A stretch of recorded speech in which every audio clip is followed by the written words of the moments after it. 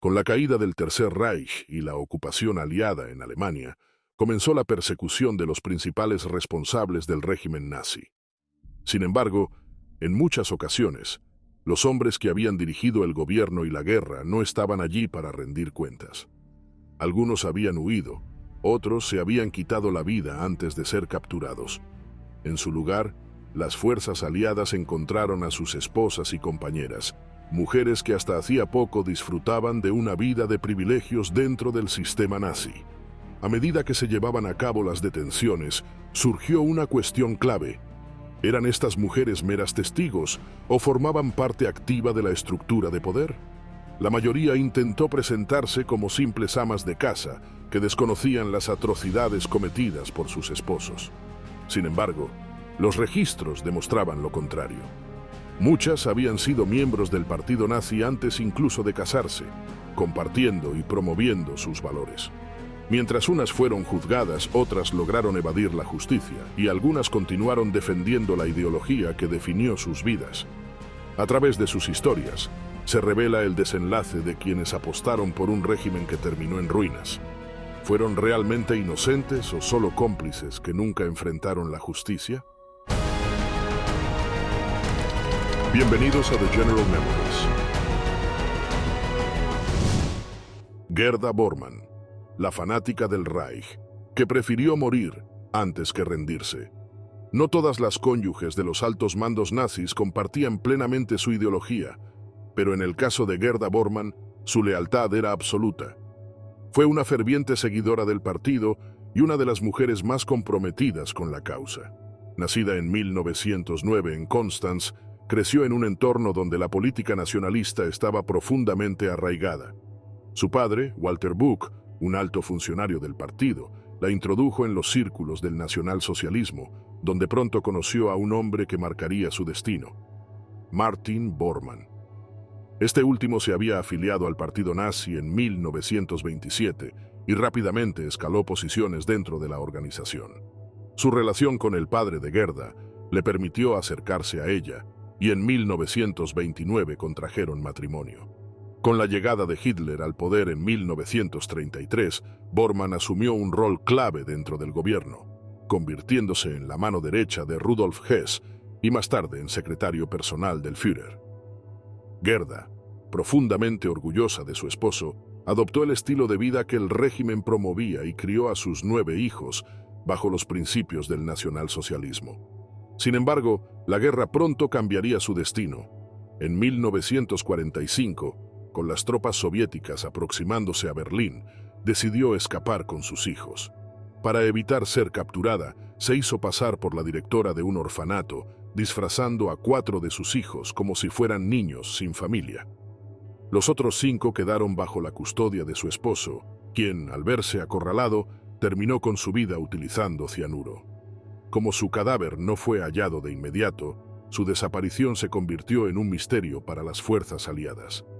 Mientras tanto, Gerda logró atravesar la frontera hasta Italia, refugiándose en el Tirol del Sur. Allí, un funcionario nazi local le proporcionó un escondite. Sin embargo, su salud comenzó a deteriorarse. Sufría fuertes dolores abdominales y un médico italiano determinó que padecía cáncer de ovario en fase avanzada, recomendando una intervención quirúrgica urgente. En ese momento, los aliados ya habían seguido su rastro. Un equipo de inteligencia la localizó y comunicó su paradero a las tropas británicas en la región. Un oficial la visitó y, pese a su temor de ser enviada a un campo de concentración, le garantizó que recibiría atención médica. Tras ser trasladada a un hospital para prisioneros de guerra en Merano, fue sometida a una operación, pero su enfermedad ya estaba demasiado avanzada. Ante su inminente fallecimiento, Gerda buscó refugio en la fe y se convirtió al catolicismo. El 23 de marzo de 1946, falleció antes de cumplir los 37 años. Magda Goebbels, la mujer que sacrificó a sus hijos por el Tercer Reich. El 1 de mayo de 1945, Magda Goebbels pudo haber sentido envidia de Gerda Bormann, quien logró escapar de Alemania. Sin embargo, nunca supo qué fue de ella. Johanna Maria Magdalena Ritschl, nacida en 1901, Vivió su infancia en Bruselas hasta que la Primera Guerra Mundial la obligó a regresar a su país natal. En 1921, contrajo matrimonio con el industrial alemán Günther Quandt, un hombre que le doblaba la edad. Sin embargo, en 1929, el matrimonio terminó cuando Quandt descubrió su infidelidad, dejándola con un considerable patrimonio y un lujoso apartamento en Berlín. Durante su estancia en la capital alemana, la violencia entre nazis y sus adversarios era un espectáculo común. Animada por amigos, asistió a un mitin donde Joseph Goebbels, destacado por su oratoria, encendía al público con su discurso agresivo. Aparte de Hitler, era el propagandista más eficaz del partido, poseía un doctorado en literatura de la Universidad de Heidelberg y demostraba gran inteligencia. A pesar de su baja estatura y una visible cojera debido a un pie zambo, Magda se sintió cautivada por su retórica y sus ideas. Motivada por su entusiasmo, se unió al partido, adquiriendo Mein Kampf y el mito del siglo XX, obra del ideólogo nazi Alfred Rosenberg. Rápidamente asumió un rol de liderazgo en el grupo femenino nazi, pero su estatus social generó tensiones con otras integrantes. Ante esta situación, buscó un puesto más influyente y solicitó trabajo en el departamento de propaganda de Goebbels. Su presencia no pasó desapercibida y, fascinado por su elegancia y belleza, Goebbels la designó encargada de sus archivos personales, con la intención de acercarse más a ella. A inicios de 1931, su relación avanzó hasta convertirse en un romance. En abril, ya planeaban su futuro juntos y su residencia en Theodor-Heuss-Platz se convirtió en un centro de reuniones clave para Hitler y otros altos mandos nazis. Esto provocó conflictos en la pareja, ya que Goebbels sentía celos por la atención que el líder del partido mostraba hacia Magda. A su vez, ella misma estaba enamorada de Hitler, lo que influyó en su decisión de casarse con Goebbels, pues deseaba permanecer cerca del Führer. El matrimonio se celebró el 19 de diciembre de 1931 en una ceremonia civil, seguida por un servicio religioso. Hitler, quien ejerció como padrino, recibió un beso de agradecimiento de Magda, con los ojos visiblemente emocionados. El 1 de septiembre de 1932 nació su primogénita, Helga. El parto resultó ser una experiencia agotadora para Magda, quien quedó debilitada. Su médico le advirtió sobre una afección cardíaca previa que se había agravado, recomendándole precaución en futuros embarazos. Aún así, antes de recuperarse completamente, volvió a concebir, pero sufrió un aborto espontáneo en diciembre. Para fin de año, visitaron la cabaña de Hitler en Obersalzburg, donde Magda contrajo una infección grave, desarrollando fiebre alta.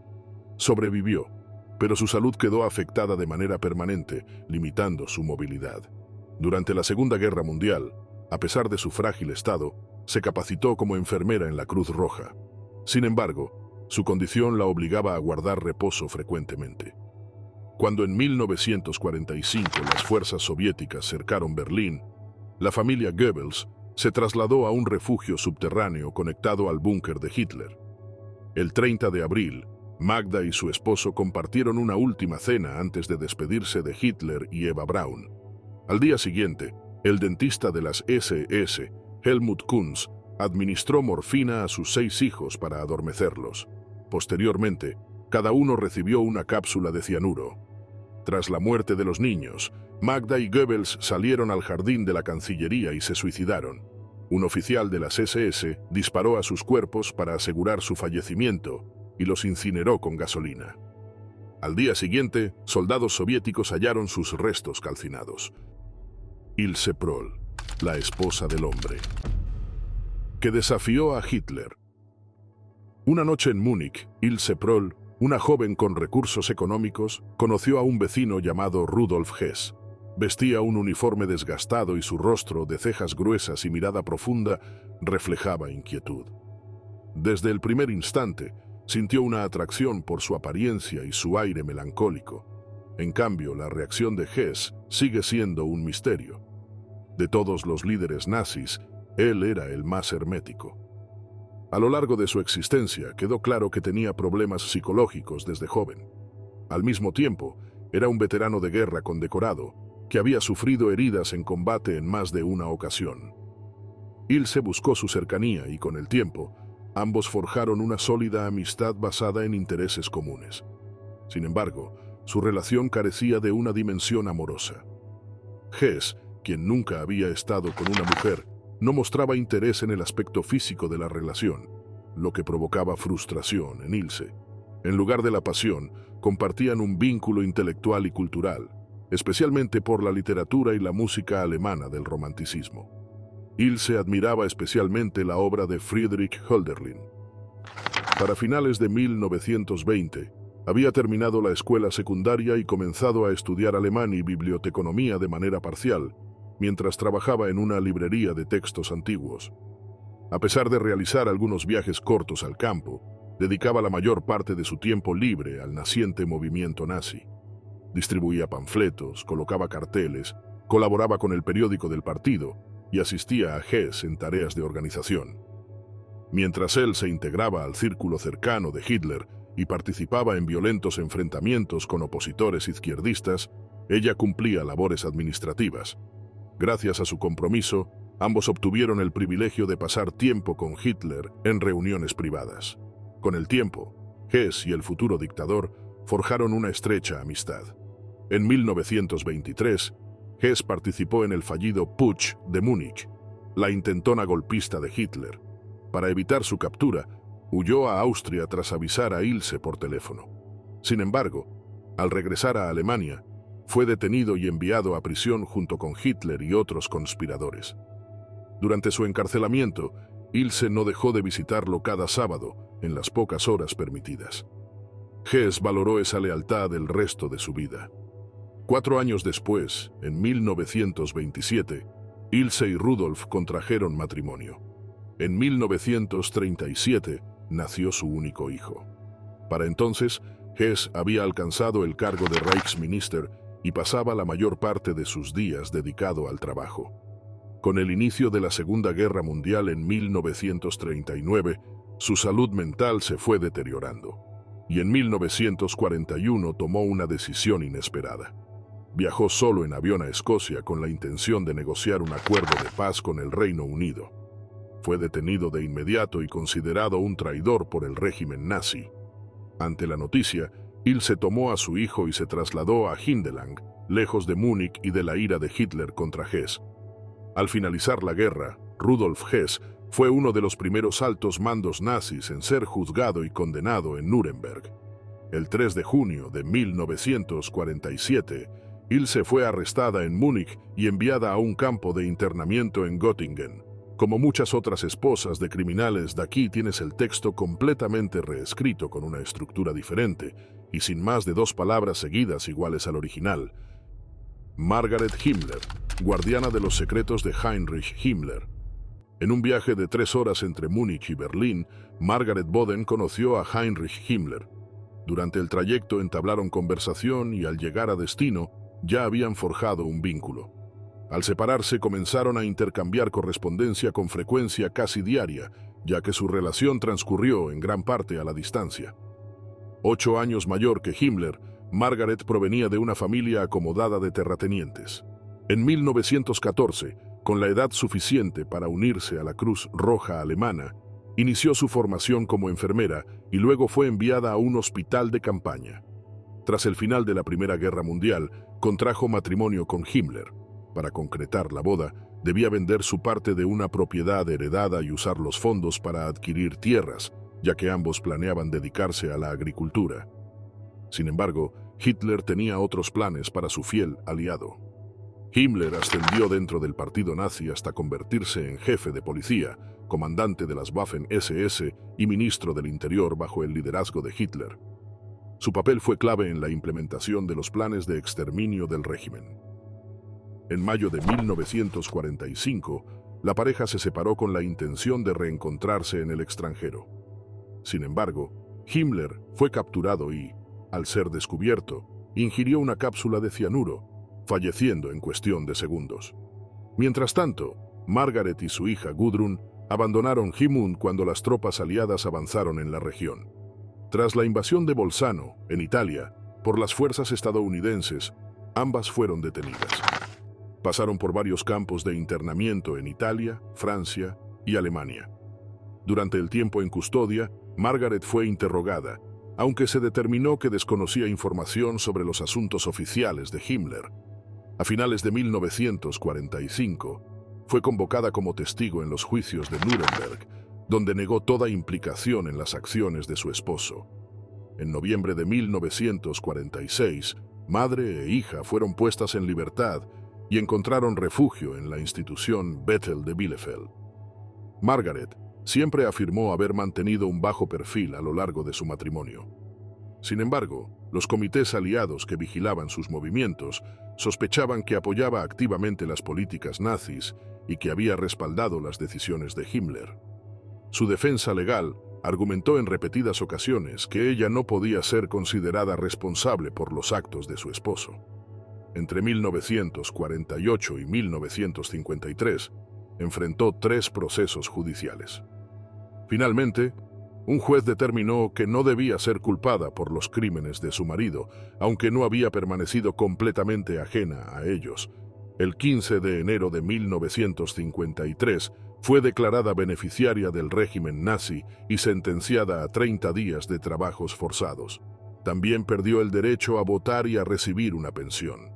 Gudrun dejó Bethel en 1952 y en 1955 Margaret se trasladó a Hippen, donde vivió con su hermana Lidia. Allí expresó su deseo de llevar una vida discreta y alejada del escrutinio público.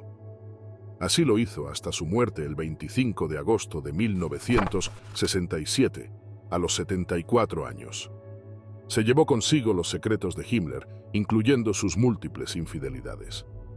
Cómplice en la oscuridad, Hedwig Podcast Margaret Himmler, en una ocasión, confesó a un interrogador estadounidense que su esposo nunca había sido fiel.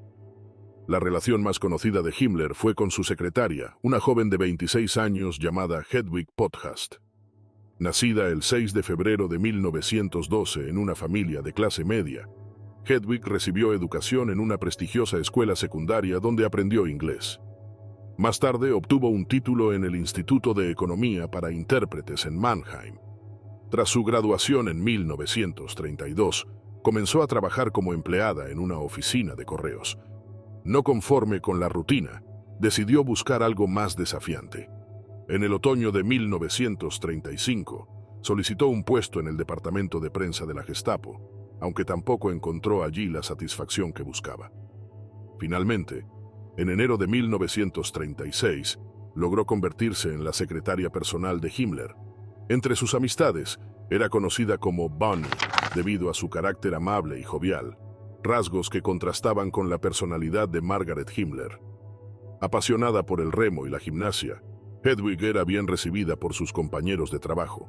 En octubre de 1937, participó en la celebración del cumpleaños de Himmler en el lago Tegernsee y fue aceptada como parte del círculo de las SS. Al trabajar juntos diariamente, la relación entre ellos se estrechó. Durante la Navidad de 1938, ambos reconocieron sus sentimientos. Himmler habló abiertamente con Hitler sobre su romance. Aunque el Führer se oponía tanto al matrimonio como al divorcio, le aconsejó que continuara su relación de manera discreta.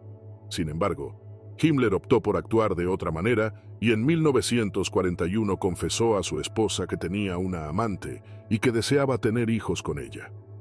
Margaret, aunque dolida, aceptó la situación y permaneció a su lado. Ese mismo año, Hedwig dejó su puesto y el partido nazi le proporcionó un hogar en el bosque de Mecklemburgo, al norte de Berlín. Con el tiempo, Hedwig y Himmler formaron una familia, teniendo un hijo y una hija. En 1944, él le compró una casa de campo cerca de Berchtesgaden, en las proximidades del famoso Nido del Águila de Hitler. Su vida allí no era común. En una ocasión, recibió la visita de Gerda Bormann y sus hijos. Tras tomar el té, los llevó al ático para mostrarles algo que consideraba especial: muebles fabricados con restos humanos. Hedwig detalló el proceso de creación de una silla, cuyo asiento era una pelvis humana, y cuyas patas eran piernas terminadas en pies reales. También poseía ejemplares de Mein Kampf encuadernados con piel extraída de prisioneros de Dachau. Himmler En un gesto similar, intentó obsequiar a Bormann un libro con la misma encuadernación, pero este se negó a aceptarlo. Según Gerda, era demasiado perturbador. Cuando la guerra terminó, Hedwig se casó nuevamente y decidió desaparecer del ojo público. En entrevistas posteriores, evitó responder cualquier pregunta sobre los crímenes del régimen nazi o su conocimiento sobre ellos. Al enterarse por radio de la muerte de Himmler, optó por esconderse y pasó un tiempo refugiada con Eleonore Pohl en Rosenheim, Alta Baviera. Sin embargo, en 1945 fue capturada por soldados estadounidenses y sometida a interrogatorios en Múnich. Alegó total desconocimiento sobre los actos de Himmler y no enfrentó cargos. A lo largo de su vida, evitó hablar de su pasado y se mantuvo lejos de la atención mediática.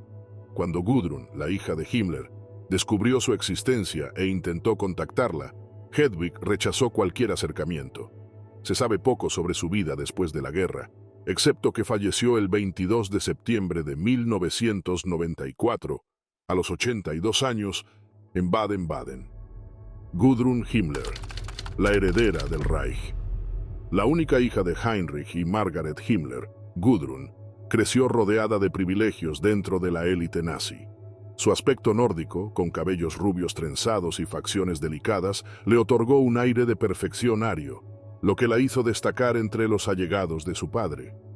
Su infancia transcurrió sin sobresaltos en un ambiente cómodo y lleno de atenciones, hasta que la Segunda Guerra Mundial llegó a su fin.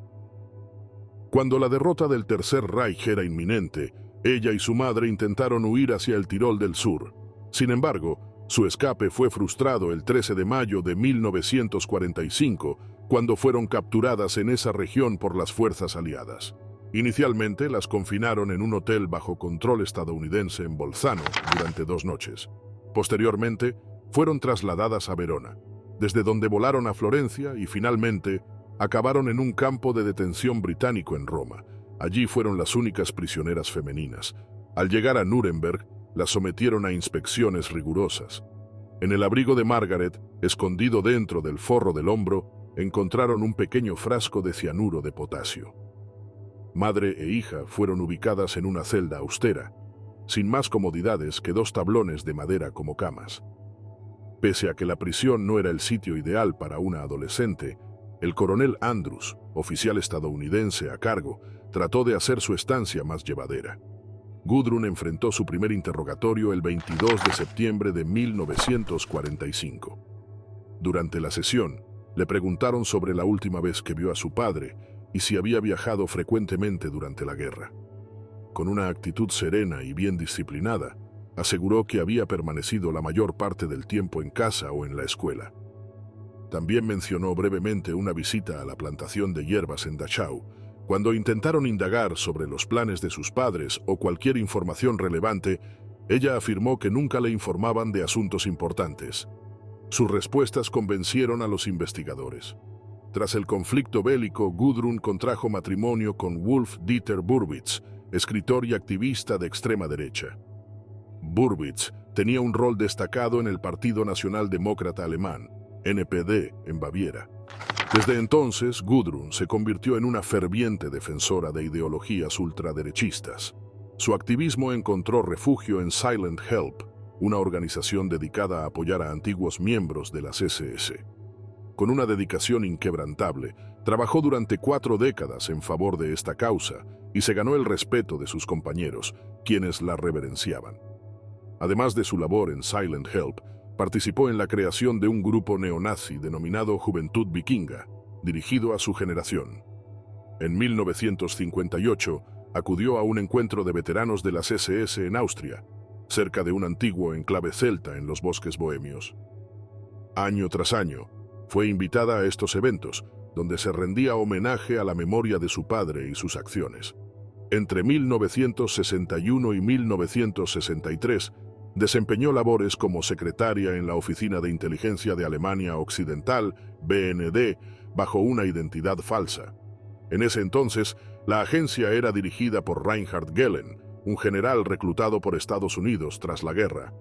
Gehlen integró a exnazis en la inteligencia alemana debido a su experiencia en operaciones anticomunistas y su conocimiento del este de Europa. Gudrun Himmler falleció en 2018, sosteniendo hasta el último momento que su padre no había cometido ningún delito. Hedwig Hensel, la esposa de Auschwitz. La vida de Hedwig, compañera de Rudolf Höss, el comandante del infame campo de Auschwitz, ha permanecido envuelta en el misterio.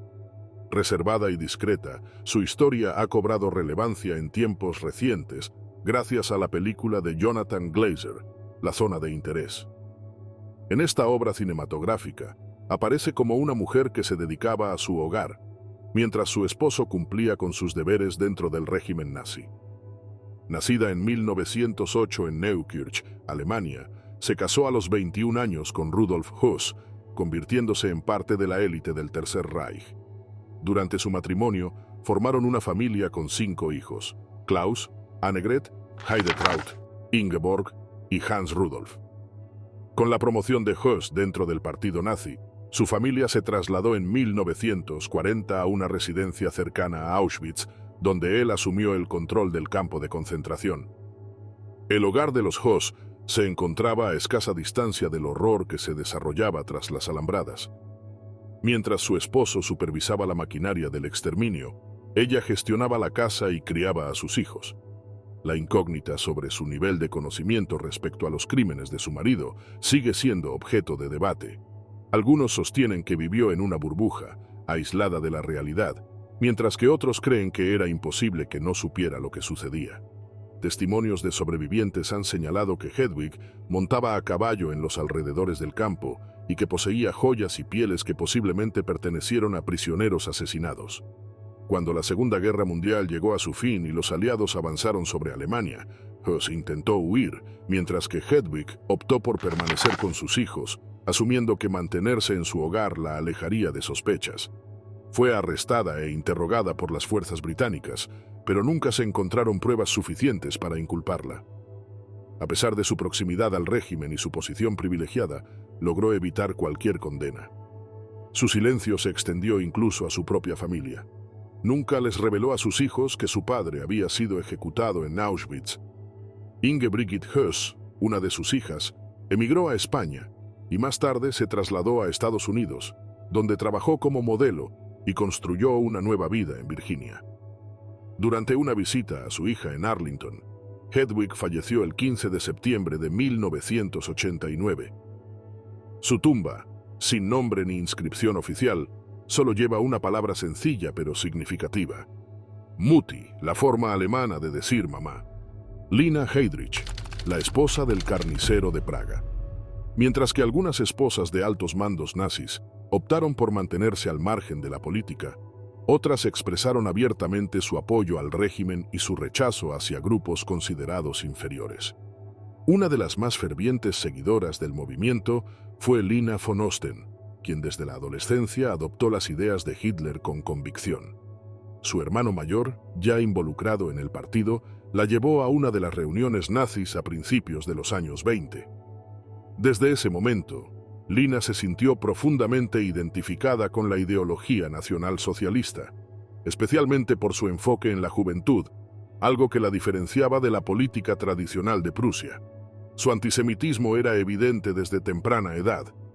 Criada en la isla de Fehmarn, cerca de Dinamarca, Lina provenía de una familia acomodada cuya situación económica se vio afectada durante la crisis de la hiperinflación de la década de 1920. Decidió formarse como maestra y se trasladó a Kiel para completar sus estudios en una institución técnica secundaria. Allí residió en una casa de estudiantes hasta su graduación. El 6 de diciembre de 1930, asistió a un baile junto a unas amigas. Durante la velada, conoció a un joven oficial de la Marina, Reinhard Heydrich.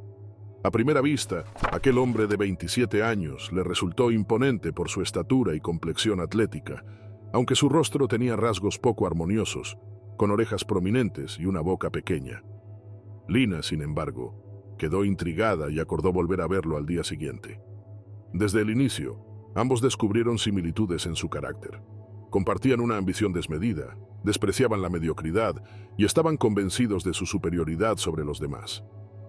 A diferencia de Heydrich, quien en ese momento no había mostrado un gran interés en la política, Lina ya estaba completamente entregada a la causa nazi. Incluso le recriminaba a su esposo que ni siquiera había leído Mein Kampf.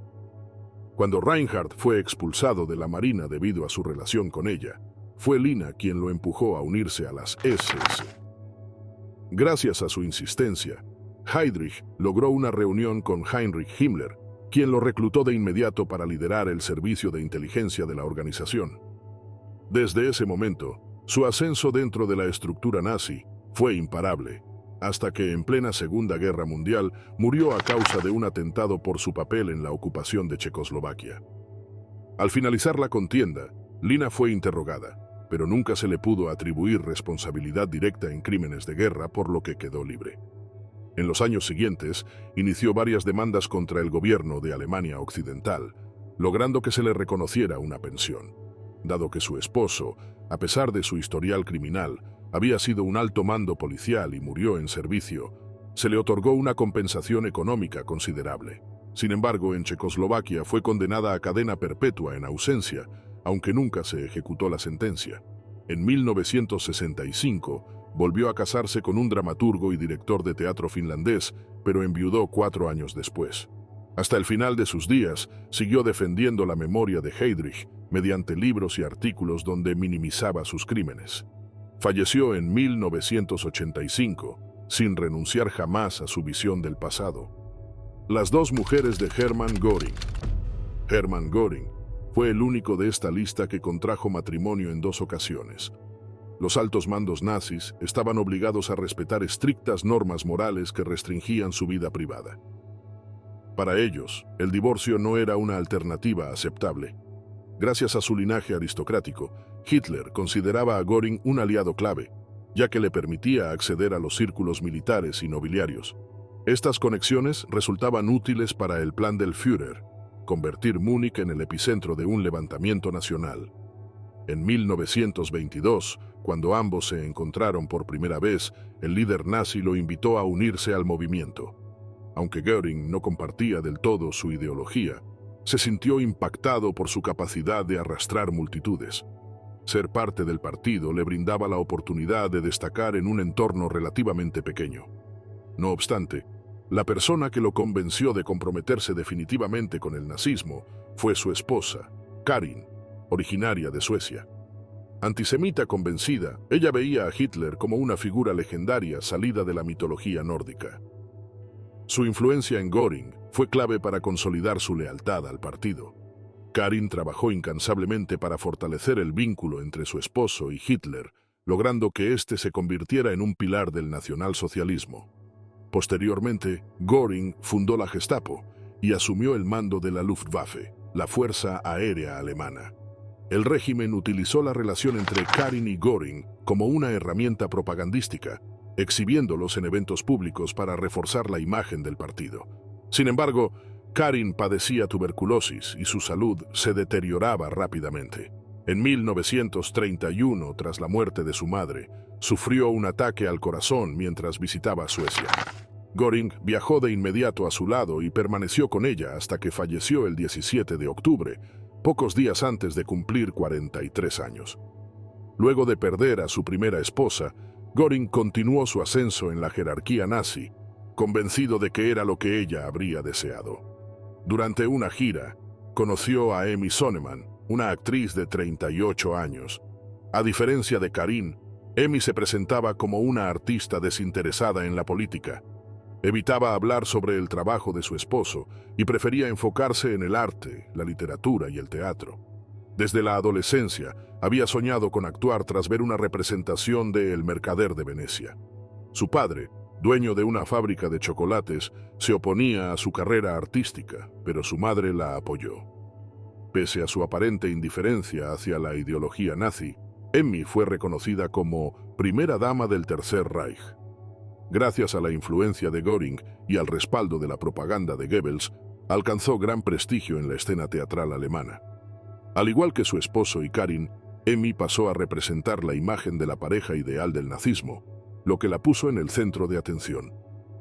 Tras la caída del régimen, Emmy enfrentó las consecuencias. Aunque no se le atribuyeron crímenes de guerra, su alta exposición le costó 1 año en prisión, la confiscación del 30% de sus bienes y la prohibición de actuar durante 5 años. Al salir de la cárcel, llevó una vida discreta en Múnich, donde permaneció hasta su muerte. Eva Braun, la última compañera de Hitler. En 1930, Adolf Hitler convocó en secreto a su colaborador de confianza, Martin Bormann. Tenía un encargo que requería absoluta discreción. En privado, le solicitó investigar el linaje de una joven de 17 años que había conocido en el estudio de fotografía de Heinrich Hoffmann, donde ella trabajaba como ayudante. Hitler estaba fascinado por ella y quería asegurarse de que su origen cumpliera con los estándares raciales que él defendía.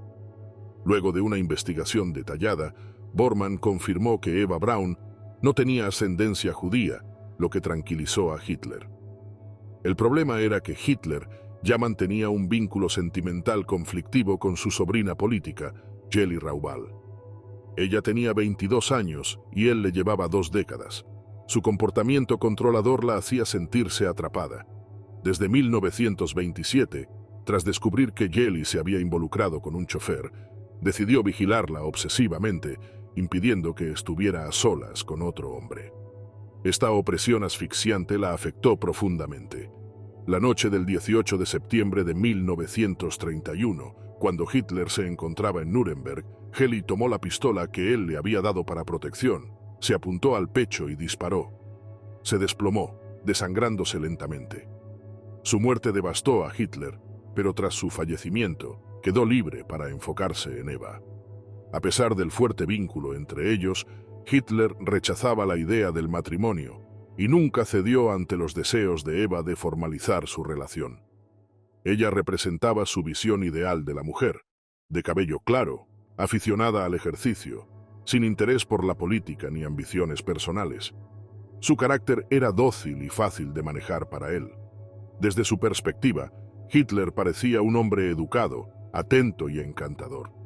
Su creciente influencia la hacía sentir especial, sin darse cuenta todavía de la frialdad con la que él trataba a quienes lo rodeaban.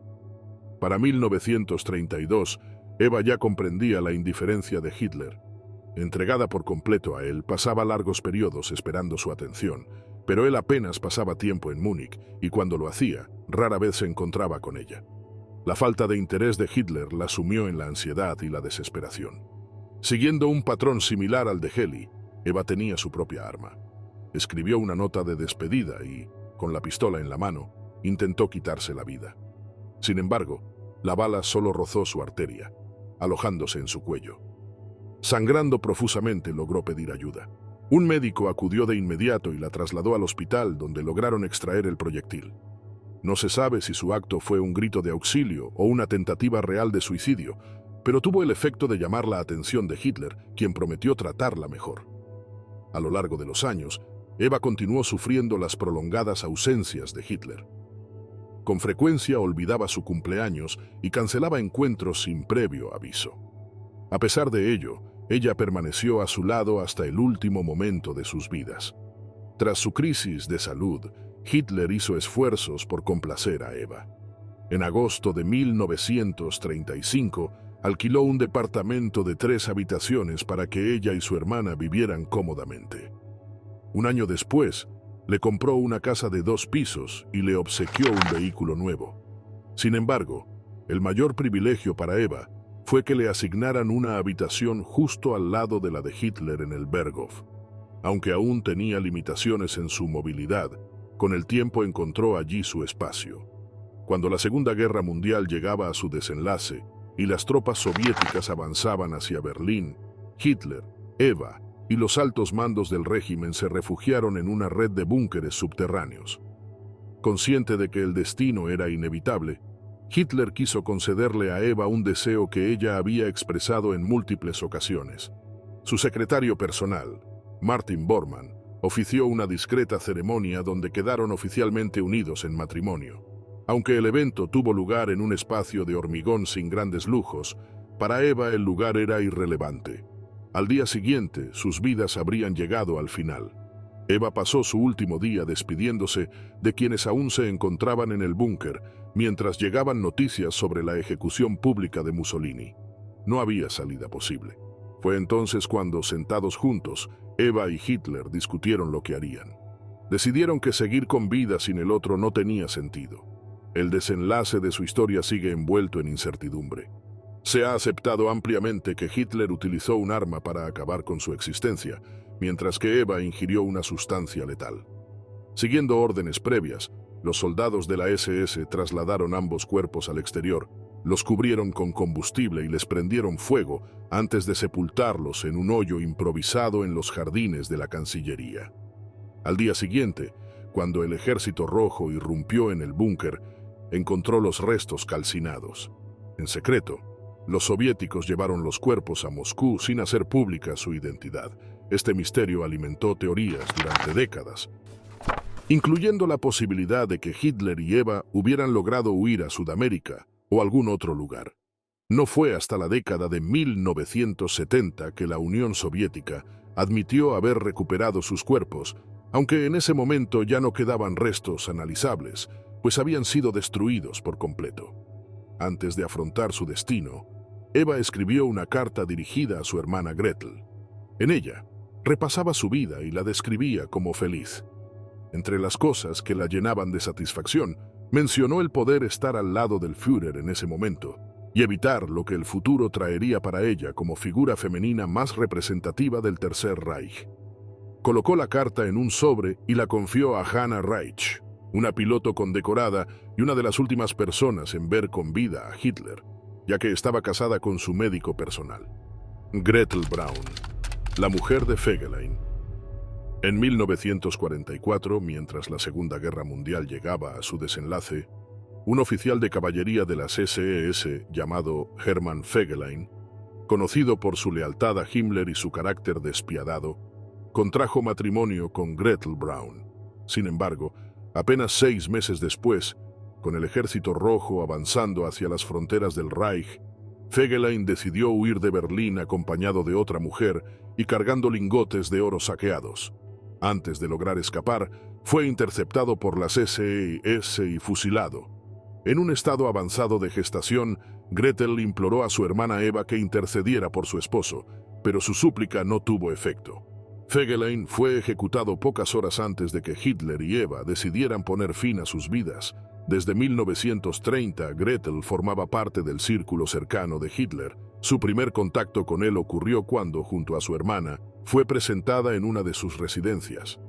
A partir de ese momento, ambas comenzaron a frecuentar los espacios exclusivos donde se reunía la élite nazi.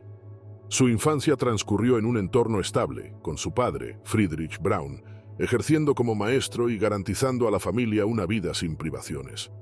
Gretel y Eva siempre mantuvieron una relación estrecha, destacando por su atractivo físico y su carácter sociable.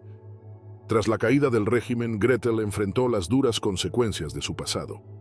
La sociedad la aisló debido a sus vínculos con el nazismo y tuvo que encontrar una manera de sobrevivir en un mundo donde el poder al que estuvo ligada había desaparecido. Dio a luz a su hija, a quien llamó Eva Bárbara en honor a su hermana. Consciente de la carga que su apellido conllevaba, optó por mantenerse alejada del escrutinio público. Rechazó hablar de su historia y llevó una existencia discreta. Más tarde, en 1958, contrajo segundas nupcias, adoptando el apellido Lobinger. Su hija, Eva Bárbara, sufrió una pérdida devastadora cuando su pareja falleció en un accidente automovilístico en 1971. Incapaz de sobrellevar el dolor, tomó la drástica decisión de terminar con su propia vida. Gretel Braun murió en 1987, dejando atrás una existencia marcada por la proximidad a algunos de los personajes más infames de la historia. Al igual que muchas mujeres que estuvieron cerca del poder nazi, algunos intentaron justificar su papel alegando que simplemente disfrutaban de los lujos que les ofrecía su entorno. Sin embargo, afirmar eso sería engañoso. Tanto Gretel como Eva, al igual que otras mujeres de su círculo, no fueron simples espectadoras, sino participantes activas en un régimen de terror. La historia de las mujeres del régimen nazi es un testimonio complejo de lealtades, ideologías y supervivencia en un mundo que colapsó bajo el peso de su propia brutalidad. Muchas de ellas se beneficiaron del poder, compartieron la visión del Tercer Reich y en algunos casos jugaron un papel activo en su funcionamiento. Cuando la guerra terminó, enfrentaron diferentes destinos. Algunas fueron juzgadas, otras huyeron y unas pocas lograron esconderse en la impunidad. Pero todas quedaron marcadas por la caída de un sistema que les había otorgado privilegios y seguridad. El final del Tercer Reich no solo significó el colapso de una estructura política y militar, sino también el desmoronamiento de la vida que estas mujeres habían construido. Para Gerda Bormann, la devoción por el nazismo la llevó a elegir la muerte antes que rendirse. Su historia ejemplifica la radicalidad con la que algunas esposas de altos mandos abrazaron la ideología nacionalsocialista, al punto de preferir la desaparición antes que afrontar un futuro sin el régimen que les garantizaba su estatus. En contraste, Magda Goebbels llevó su lealtad a un nivel aún más extremo, al sacrificar a sus propios hijos en nombre de la causa, convencida de que el mundo sin el nazismo no merecía la existencia de su familia. Casos como el de Ilse Proll muestran otro ángulo de la historia. A pesar de que su esposo, Rudolf Hess, fue uno de los primeros en ser juzgados tras la guerra, ella logró evitar una condena severa. La manera en que se construyó su vida después del conflicto deja ver cómo muchas mujeres del círculo nazi lograron reinsertarse en la sociedad sin enfrentar consecuencias significativas.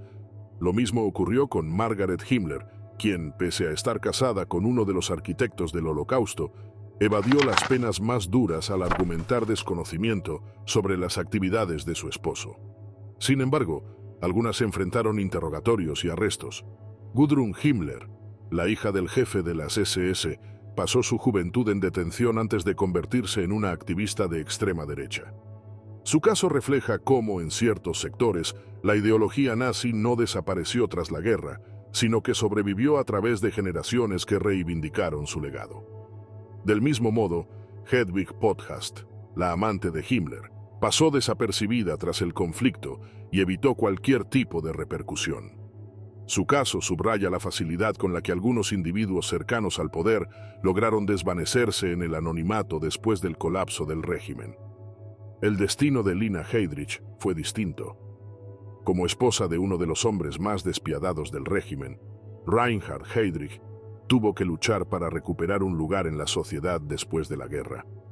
A diferencia de otras, no renegó de su pasado y hasta el final de sus días defendió la imagen de su esposo. Sus intentos por obtener compensaciones económicas del gobierno de Alemania Occidental muestran cómo algunas mujeres intentaron capitalizar su posición dentro del nazismo incluso después de su caída. Las esposas de Hermann Göring, Karin y Emmy, representan dos perspectivas diferentes sobre la vida en el círculo nazi. Karin, ferviente creyente de la ideología, contribuyó activamente a la carrera de su esposo, mientras que Emmy se mantuvo en un perfil más público y artístico. Sin embargo, la derrota del Tercer Reich la llevó a la cárcel, demostrando que, en algunos casos, la asociación con el nazismo no pasaba desapercibida. Eva Braun y Gretel Braun también ilustran distintos niveles de implicación.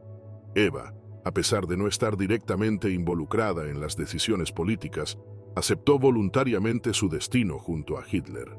Su historia muestra cómo la cercanía al poder podía arrastrar a las personas a decisiones extremas.